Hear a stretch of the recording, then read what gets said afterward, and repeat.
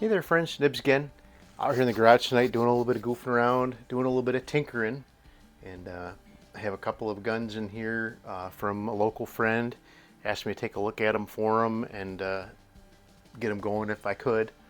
And the one we're going to be taking a look at today is his Crosman Vigilante, which is a very close relation to the Crosman 357 revolver as well. And I've tested this out. It'll hold air most of the time, but every once in a while when you take a shot, you'll hear hissing coming out of it. And I did leave it sit overnight, and the CO2 was gone. So we're gonna go ahead and I got some parts in from Henry Ford, and he actually has two different choices you can get. He does have a actual seal kit that you can get, and there's his card right there. And then he also offers a complete valve assembly already pre-assembled. And he asked me which one I wanted, and I said surprise me, and he did surprise me. He sent both of them. So, but I think I'm just going to put this the whole valve assembly in my friend's gun. I'm kind of looking around for a 357 or a Avenger for myself, and I'll keep this one here, and when I get that one in, if it needs it, I will put it in. But one other thing that was the matter with this gun is there's a little rubber rectangle underneath the lock for the barrel, and that is mushed down and wore out, and so the barrel won't lock. When I was actually playing around with it when it was holding air, it kept popping open every once in a while. So, but let's go ahead, and that one's a little too big. Let me get I've been doing a little more with this. I got this kit. One of my subscribers sent this over to me along with a bunch of other good stuff, but it's a world's most powerful mini ratchet driver. It doesn't actually say anywhere on it who makes it, that I could find anyway. Super Deluxe Mini Ratchet Tool Set.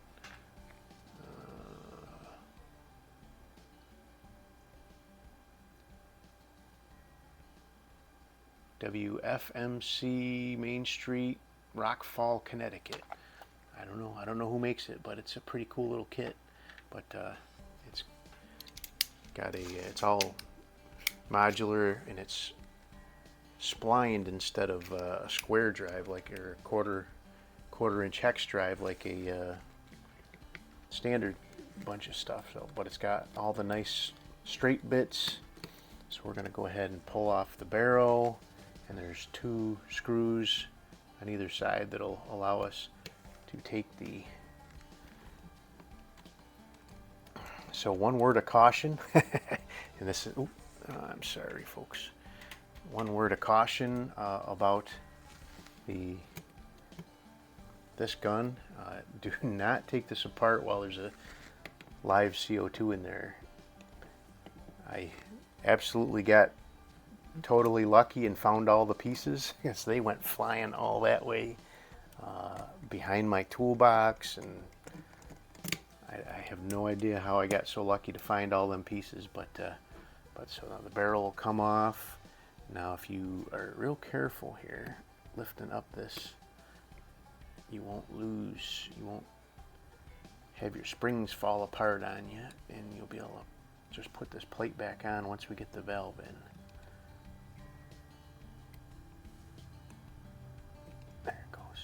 Got it off without so all of this mechanism here is pretty intricate, and I really did not want to have to mess around with that as little as possible. So now we'll have to take off this is the double action linkage, because we do need to pull out this little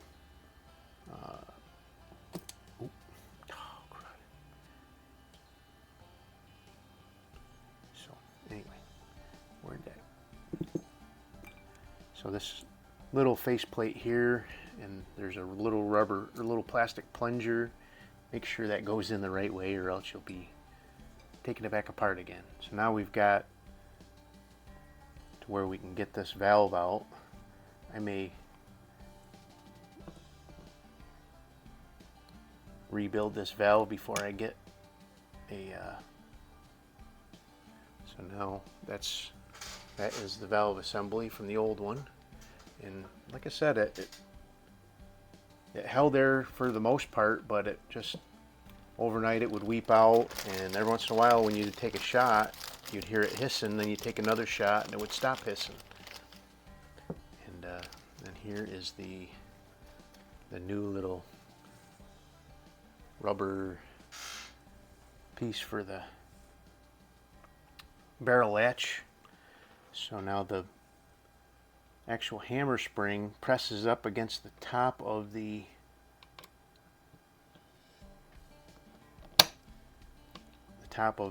bottom part of this. This is where the CO2 goes in and seals up. So you want to make sure you get that hammer spring back where it belongs there. So now the upper part of the valve needs to be mated up with this piece of plastic that you took off a minute ago.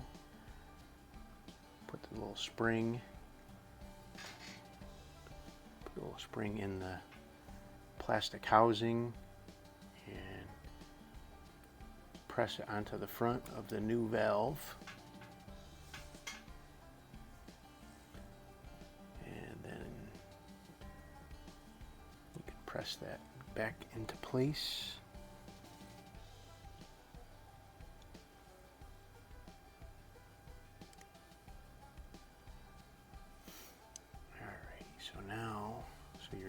This is your barrel catch that goes right in here, and then where did I put it? There it is. So this little rubber catch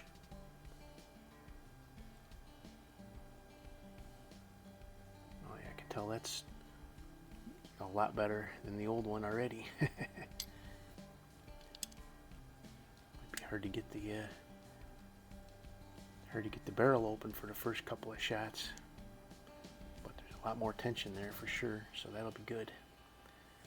Okay, so now we've got all the new valve back in place there. Should be ready to go, and now we just need to put this double action link back onto the hammer, the trigger, and then it also connects to the pawl that rotates the cylinder. Should be good to go to put the side plate back on.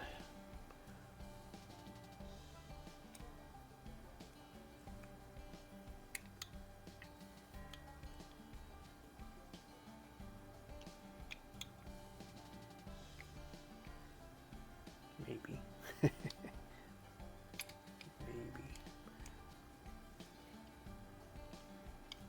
What is not lining up?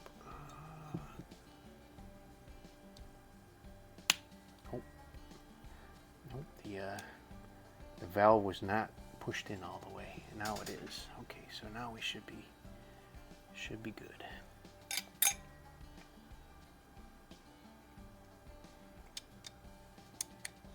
Oh yeah, that's better. All right, everything's in there. Oh, this backside didn't click down yet. Come on.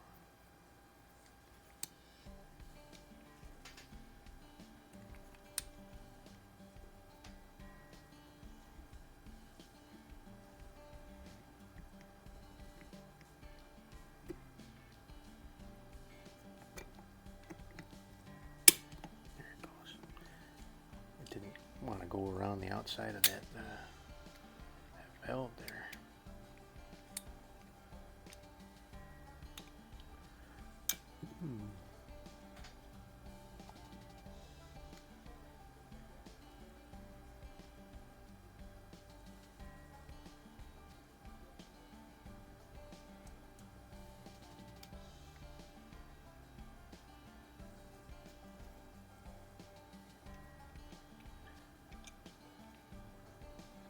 just got little fiddly bits you gotta get. There it goes. I think that's got it. Yeah.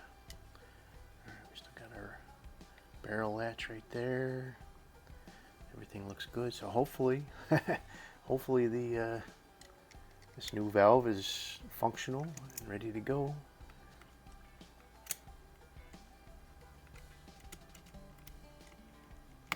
So one thing I've learned over the years is to turn your screw backwards until you hear that click. Now you know you've landed in the start of the thread. So you're not cutting a new thread hole, because these are self-tapping. They do have kind of a self-tapping tip on these metal screws, and this is an aluminum housing. You'll strip that aluminum housing out. You hear that little click, you know you've rode backwards and fallen off the back side of that thread, so you're ready. You're right at the start of that the already cut threads there. So now we'll get the barrel back on. We should be able to charge her up with some CO2. So now this one's just a machine screw, but I still always do that. Just turn it backwards until I hear a little click.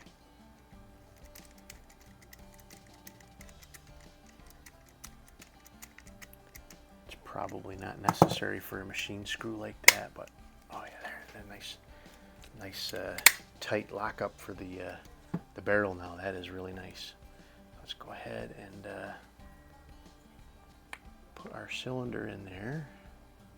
Our little plunger in the face here is really working well, so that's good. So let's just do a function test before we put the grips on.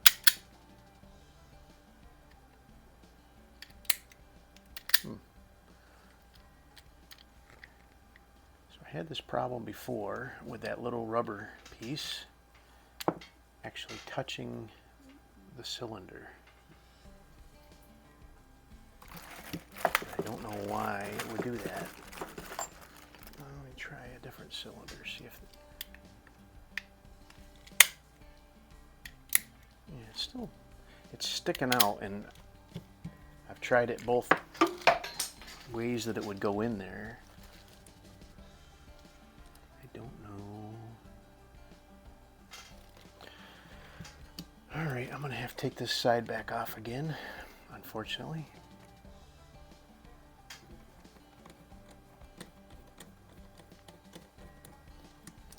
I may cut out part of this while we're just to make this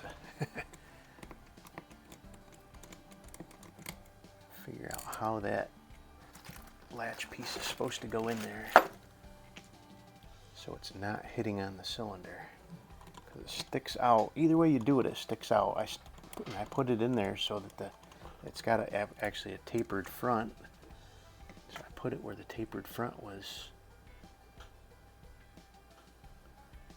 Again, you want to be ginger with that so none of the springs go flying.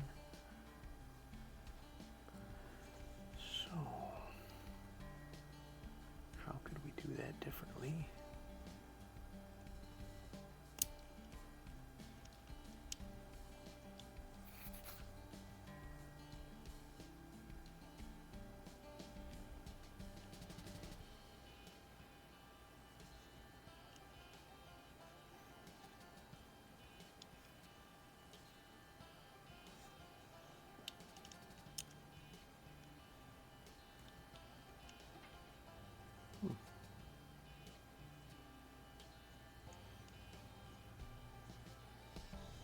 It's just like it's too long,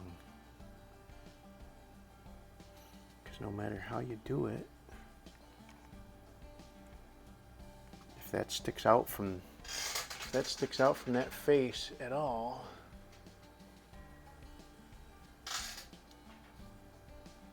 it's going to hit against the, and there's no room. Oh, that sticks out the front there. I don't know what else we could do with it.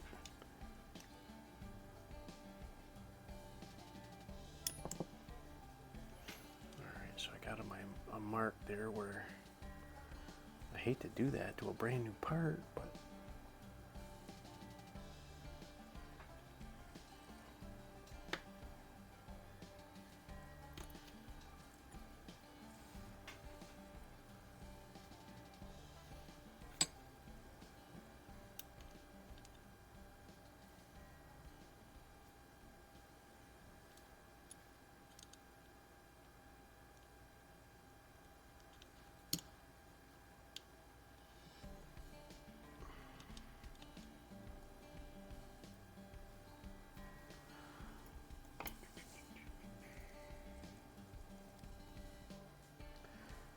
All sorts of fiddly bits everywhere.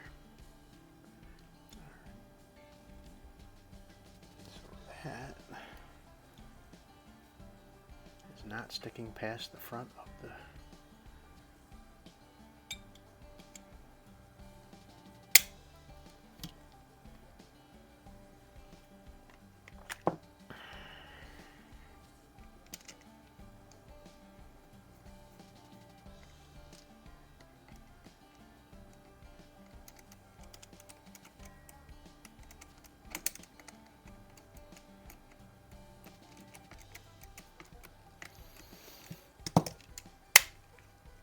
still locking up nice and good, so let's put the cylinder back in there.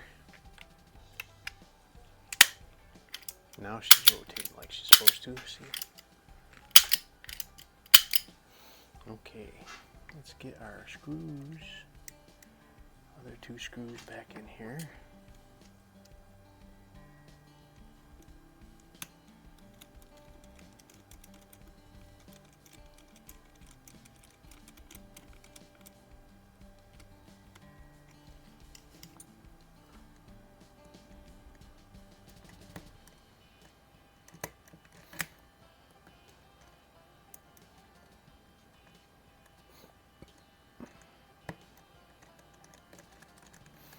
I know a lot of you guys say you like these how-tos, so as long as you guys keep watching them, I'll keep making them. So I got a fresh CO2 right here. Let's get a little drop of oil on there. Get this new valve started out right.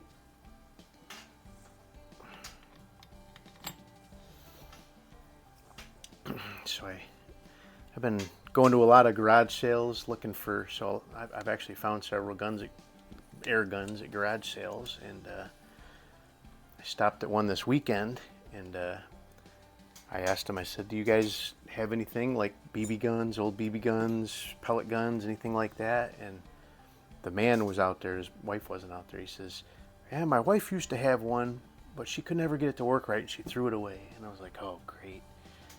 So she finally came out with another load of stuff for the garage sale, and there we go. She came out with another load of stuff for the garage sale, and he asked her, did you ever get rid of that pellet gun you got? And she says, no, it's up in the closet. I could never get it to the CO2 to pierce in there, or to work in there. So I said, well, you mind if I take a look at it? And so she brought it out, and it was a Crosman. I can't remember the model number, but it was all pink. It was pretty weird looking. But I took the grip panel off, put a CO2 cylinder in there, and sure enough, when you first turned it, it would start to hiss, but you had to just give it one more quarter turn and it would lock up. And she's just an old frail lady with some arthritis in her fingers, and she could not get that to twist that last little bit. So, but she didn't want to part with it, so I didn't force the issue or anything, but I tried to talk her out of it. But so now we just put our grip panels back on. Let's go ahead and I think my friend will be very happy with the way this has turned out.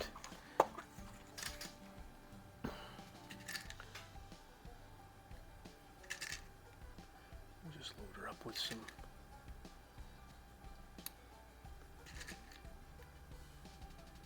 daisy wad cutters here. We'll take a couple shots, move the camera out, and take a couple shots with it and see how we do.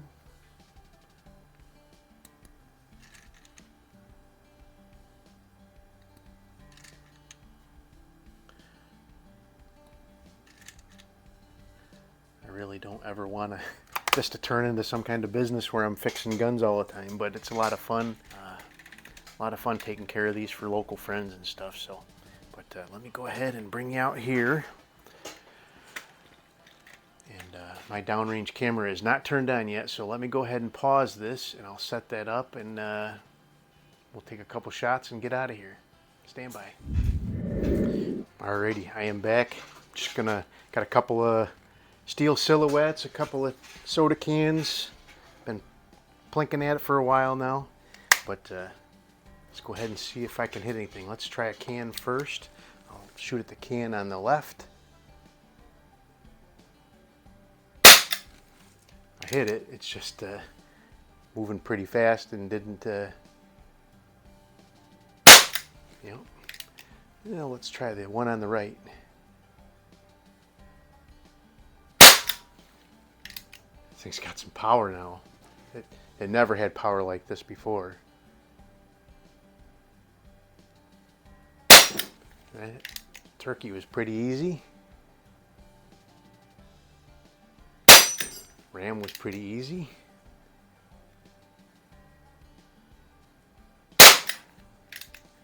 Wow. Can't knock the can over because it's going so fast.